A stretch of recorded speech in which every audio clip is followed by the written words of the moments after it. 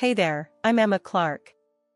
Born and raised in the small town of Harlow, nothing fancy, just a place where faces are familiar and secrets don't stay hidden for long. I made my way through college, diving straight into the world of retail after graduation. Lingerie wasn't just a product to me, it was a passion. I worked my tail off and eventually, I was the proud owner of a chain of lingerie stores that spanned from cozy little boutiques to swanky outlets. Work was my life, and I was good at it, damn good. But you know how it goes, after stacking up those hours, days, and months into a neat pile of success, I started feeling like there was something missing. That's when Michael came into the picture. It was just a ping on my phone at first, a friend request from a guy with a sharp suit and sharper eyes, judging from his profile picture. I didn't know him, but a quick peek through his profile showed a man who seemed to have it all together, a lawyer, which explained the fancy suit. Curiosity got the better of me, and I hit accept. It wasn't long before his first message popped up one evening while I was balancing my accounts. Michael. Hey Emma, thanks for accepting my request. Noticed we have a few friends in common. How's it going? Simple enough, right? But it was his follow-up messages that really got me. He was witty and had a way of making me laugh, even after a long day. I remember one night, we were chatting about something stupid, like the worst pickup lines we'd ever heard, and his humor just clicked with me. Michael, ever had this one? Are you a magician? Because whenever I look at you, everyone else disappears. Bet you heard that one in your line of work. Emma, oh, for sure, top of the cringe chart. My comeback? Are you a photographer? Because I really want to lead this shoot. He laughed, or at least, he typed out a laugh. Hard to tell, but it felt genuine. After a few weeks of chatting, he suggested meeting up in person. Just a casual coffee, to put a real face to the text, he said. It sounded good to me. The first time we met, it was at this little dive that I loved because they didn't skimp on the caffeine. He was already there when I walked in, scanning a newspaper. He looked up, and that sharp-eyed, professional profile picture did him no justice. He was better in the flesh. Emma? Wow, you actually look like your pictures. That's a rarity in this city. Well, thanks. I think you're not so bad yourself, despite the lawyer vibe. He laughed, and that icebreaker just melted away any awkwardness. We talked for hours. It wasn't just fluff either. Michael had depth. He asked about my business, my dreams, and really listened, to what I had to say. The thing about Michael is, he never did anything by halves. When we'd been seeing each other for a year, he decided it was time to take things to the next level. I was closing up shop one chilly evening when he showed up unannounced, his breath misting in the cold air as he held out a small, velvet box. Emma, I've been thinking, he started, and boy, did he look nervous. We've been doing great, you and me. I think it's time we thought about making this a permanent deal. I froze, the keys to the store still in my hand. Michael, are you saying what I think you're saying? He cracked a smile, that charming, lopsided grin that always made my heart skip. Yeah, I am. Marry me, Emma. Let's not play around anymore. I want you as my partner, for good. My heart was racing, my mind spinning with 1,000 thoughts. Marriage? Was I ready? But looking into his eyes, seeing the earnestness there, it felt right. Yes, I breathed out. Yes, I'll marry you. But then he shifted, his expression turning serious again. There's something else, though. We need to talk about some legal stuff. Prenup stuff. The word prenup hit me like a bucket of ice water. Prenup? Really, Michael? Is that necessary? He hurried to explain, holding my hands in his to stop them from trembling. Listen, it's not that I don't trust you, Emma. It's just practical, especially with me being a lawyer. I've seen too many messy splits not to be cautious. Plus, it's going to protect both of us. What kind of protection are we talking about here? I asked, my voice a mix of curiosity and concern. Michael pulled out some papers from his briefcase. It's straightforward. If either of us cheats, the cheater loses their assets to the other. Simple and fair. You know I wouldn't cheat on you, Emma. This is just a safety net. I took a deep breath, trying to process it all. The romantic proposal now tangled up with talk of cheating and assets. It wasn't how I pictured my engagement. But then, life with Michael wasn't ordinary, and maybe this was just another part of that. I looked down at the papers, then back at his face, reading the sincerity there. All right, I'll think about it. But let me be clear, Michael, I'm not planning to ever give you a reason to use this against me. That's all I'm asking for, he replied, relief washing over his face. We went out to celebrate that night, and despite the weird mix of emotions, the evening was perfect. The restaurant was cozy, the food delicious, and Michael was attentive, making me laugh and forget about the legalities for a few hours. Later, as we walked back to the car under the stars, Michael stopped and pulled me close. You know I love you, right? No piece of paper's gonna change that. I nodded, resting my head against his chest. I know, Michael. I love you too. Just, let's make sure this prenup thing doesn't mess us up, okay? He kissed the top of my head. It won't. Promise. And that was it. I signed the prenup a few days later, after reading it over with my own lawyer, just to be sure. It felt weird, signing a document that talked about the end of a marriage when ours hadn't even begun. But love's a gamble, and I was all in. I just hoped my bet on Michael was the right one. We were the couple everyone envied, always laughing and whispering to each other at parties. But a few months in, things started to change. It wasn't something I could put my finger on right away, just a chill that settled over us slowly. The real trouble started a few weeks later. We were out shopping, and I was looking for some new scents in a perfume shop. I chatted with the sales guy, just casual talk about fragrances. When we left the store, Michael was fuming. Who was that? He barked as soon as we were clear of the crowded mall. I was taken aback. The sales guy?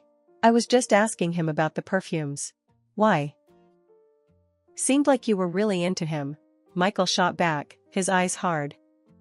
Are you serious right now? I stopped walking, staring at him in disbelief.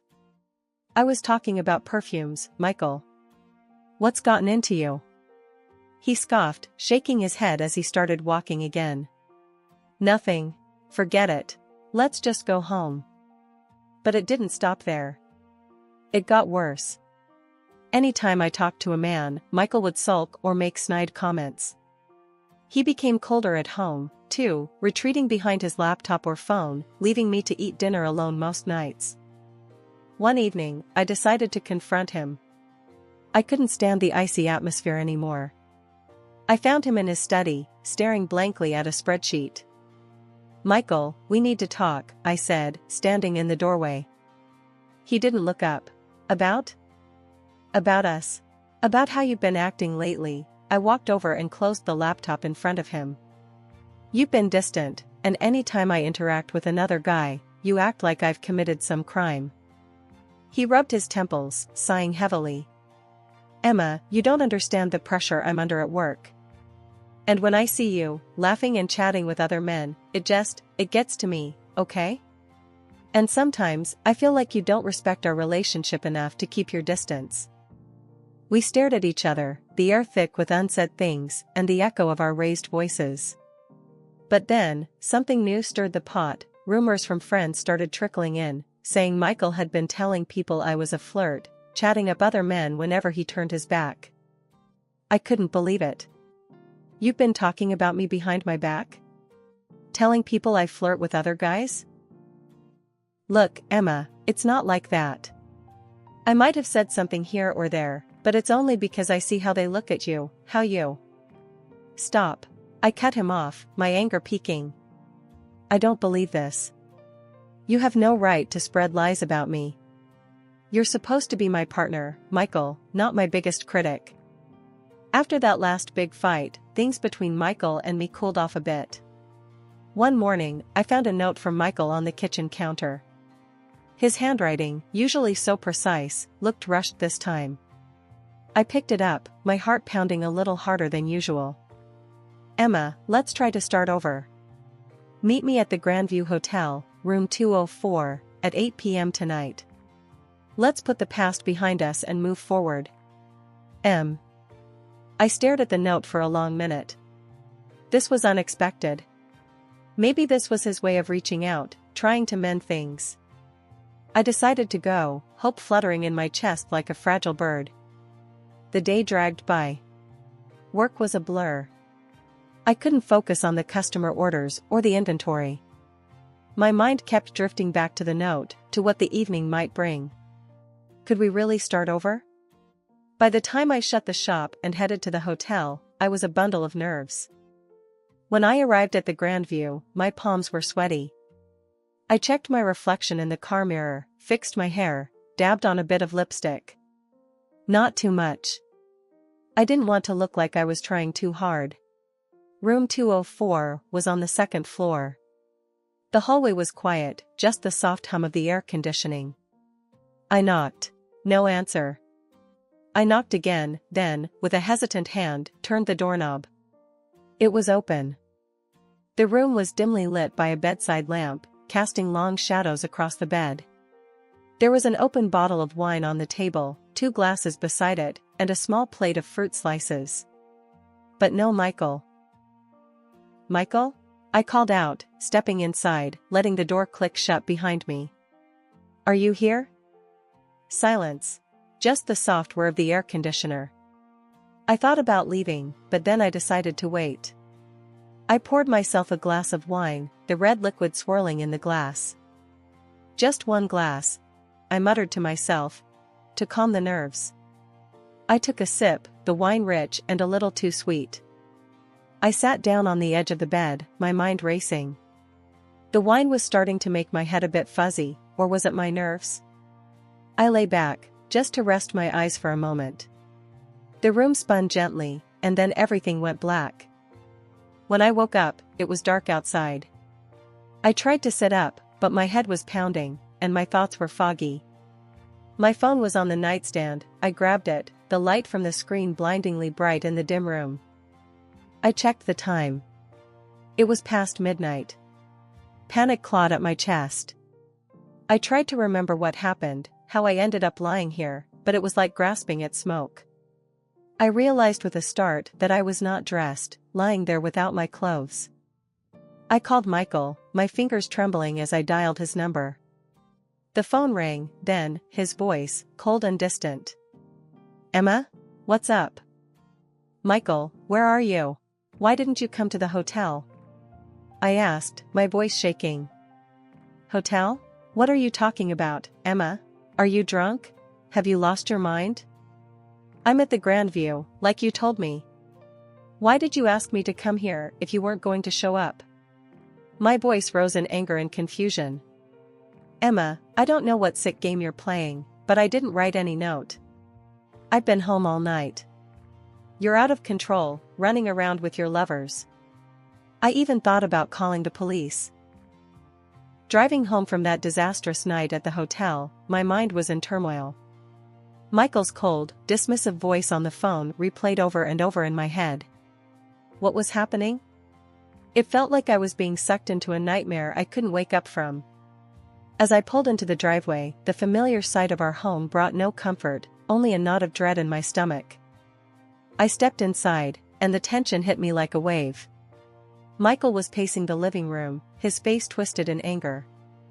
As soon as he saw me, he exploded. There you are. The wandering wife returns, he yelled, his voice dripping with scorn. Michael, please, we need to talk. Something very wrong happened tonight. I pleaded, my voice shaky but desperate to make him understand. But he wasn't listening. Instead, he slammed a stack of photos on the table. Explain these then, he shouted. I picked up the photos, my hands trembling. They showed me in a hotel room, in bed with a man I had never seen before. My heart sank. Michael, I don't know who this is. I swear, I've never seen this man before. Something happened to me tonight, something I can't explain. He laughed, a harsh, mocking sound that sent shivers down my spine. A monstrous mistake? Or just your monstrous behavior? Marrying you was the real mistake. I felt tears prick my eyes, but I fought them back, needing to stay strong, to stay clear-headed. I didn't do this, Michael. You have to believe me. But he wasn't done. Believe you? Why should I? You're a liar and a cheat. And I'll make sure you don't get a cent from me. I'm going to court, and I will take everything from you, as per our agreement. He spat out before grabbing his suitcase, already packed, and heading for the door. With a final glare, he slammed the door behind him, leaving me alone in the echoing silence of the house. I collapsed on the couch, my body shaking. The pain in my head was relentless, throbbing with an intensity that made it hard to think. But it was more than just a headache, it felt like my brain was foggy, my memories of the night blurred and inconsistent. That's when it hit me, the wine. I had only one glass, but the dizziness and the blackout didn't make sense. It was too extreme, too sudden. I grabbed my phone and dialed my friend Lisa, a nurse, hoping she could shed some light on my symptoms. Lisa, something's not right. I had a glass of wine, and then everything went black. I woke up hours later, and now Michael has these photos. It doesn't add up, I explained hurriedly, my words tumbling out. There was a pause on the other end as Lisa digested my words. Emma, it sounds like you might have been drugged. You need to get to a hospital or a lab and get tested right now. Tell them what happened, especially about the wine and your symptoms. The drive to the lab was a blur, my thoughts racing as I tried to piece everything together. At the lab, I explained the situation to the technician, who nodded solemnly and took several vials of blood. A couple of days after my visit to the hotel, a letter arrived with a heavy thud on my doorstep. It was from Michael. My hand shook as I tore it open, my worst fears confirmed in the cold, formal language of the legal notice. Michael was suing me for infidelity, aiming to strip me of everything I owned based on our prenuptial agreement. The trial was set for a month from now. I called my lawyer, Paul, immediately. His voice was a small comfort amid the chaos. Emma, come to my office. We need to strategize. I drove to Paul's office, my mind racing with every possible scenario except the one where I came out unscathed.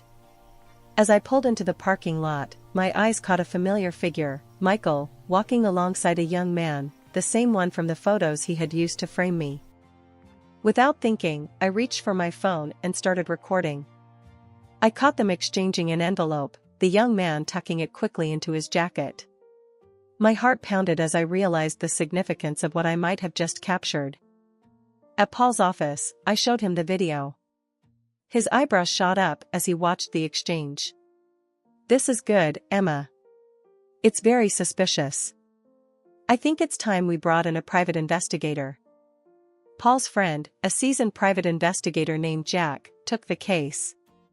He moved quickly, tailing the young actor and digging into his background.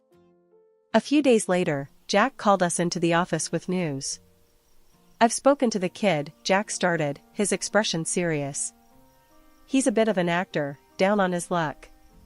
Said your husband hired him to play a part. The part? Your lover. He also confessed that your husband planned everything, even the drugged wine. As we were talking, my phone pinged with an email, my blood test results. I opened the attachment, my breath catching as I read the findings. Positive for a potent sedative, just as Jack had said. I passed my phone to Paul, who read the results and looked up, his eyes hardening with resolve. This is it, Emma. This is what we need. With this evidence, we can not only defend you, but also turn the tables on Michael. Paul advised keeping everything under wraps until the court date. Let's not tip him off. We'll hit him with this in court, give him the surprise of his life. A week had passed since the hotel debacle, and I was back in the familiar confines of my lingerie store, trying to keep my mind off the upcoming court date. It was a regular afternoon until Michael walked in, a woman on his arm. Emma, meet Lila, my bride-to-be, he announced with a pride that didn't quite reach his eyes. Lila looked young, too young perhaps to understand the type of man she was dealing with.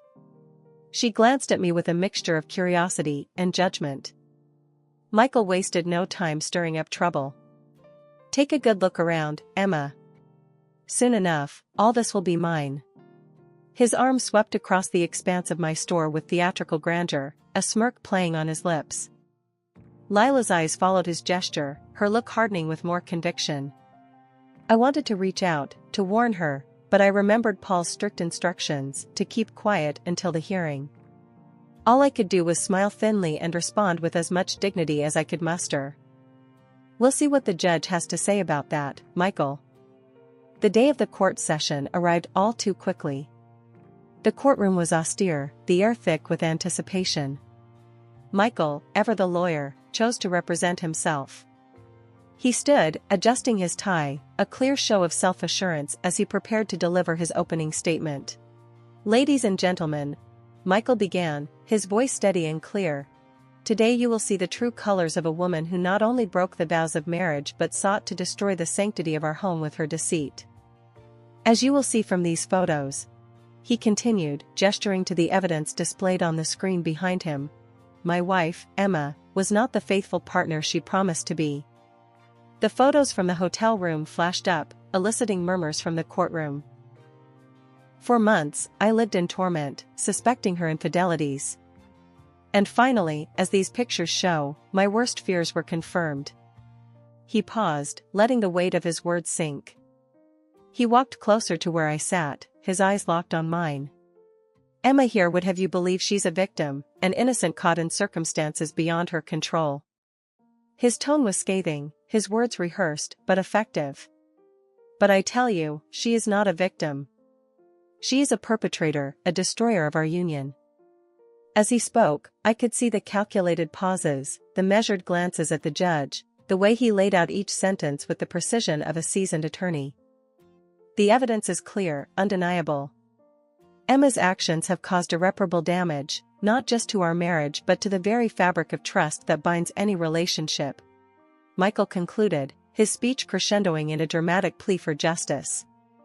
My lawyer, Paul, had a calm demeanor as he rose to address the court, his briefcase full of the evidence that would clear my name. "Your Honor," Paul began, his voice steady and commanding. "Today, we not only defend Emma Clark's honor but also reveal a pattern of deceit perpetrated by her husband, Michael Clark." He motioned to the back of the courtroom, and the actor whom Michael had hired walked in, his presence causing a stir among the spectators. Paul asked him to share his involvement, and the young man looked nervously around before speaking. "I was hired to act a part, I thought it was just a prank," he admitted, his voice shaky. "I didn't realize the seriousness of what was being orchestrated." Paul nodded gravely, then presented the blood test results to the court. These results show that Emma was incapacitated against her will, drugged by substances she had no knowledge of consuming. The courtroom murmured as the implications sank in. "Furthermore," Paul continued, his tone hardening, "this is not the first time Mr. Clark has employed such tactics." He laid out evidence of Michael's previous marriages, detailing how similar patterns had led to his unjust enrichment at the expense of his former wives. As Paul concluded his arguments, the weight of the evidence was palpable. "We ask not only for the dismissal of the fraudulent claims made against Emma, but also for just compensation for the ordeal she has endured." The judge nodded, taking in everything before delivering her verdict. "After careful consideration of the evidence presented, I find in favor of Emma Clark. The prenuptial agreement is hereby annulled." Relief washed over me, tears pricking my eyes, not just from the victory but from the vindication. "Furthermore," the judge added, "the court awards Mrs. Clark damages in the amount of $400,000. Michael's face was ashen, his future crumbled before him. His fiancée, present in the courtroom, hurried out, only to return briefly to whisper a thank you to me for exposing the truth before leaving him for good. The news of the trial spread like wildfire, the details sensational enough to hit the headlines. Michael's professional reputation was irrevocably damaged, he was stripped of his license to practice law. The revelation prompted his ex-wives to file lawsuits against him, uncovering a trail of deceit that left him financially and socially bankrupt. As I closed up shop one evening, the glow of the sunset casting long shadows on the floor, I reflected on the journey. The battle had been hard-fought, marked by moments of despair and indignity, but ultimately, it was a testament to resilience and justice.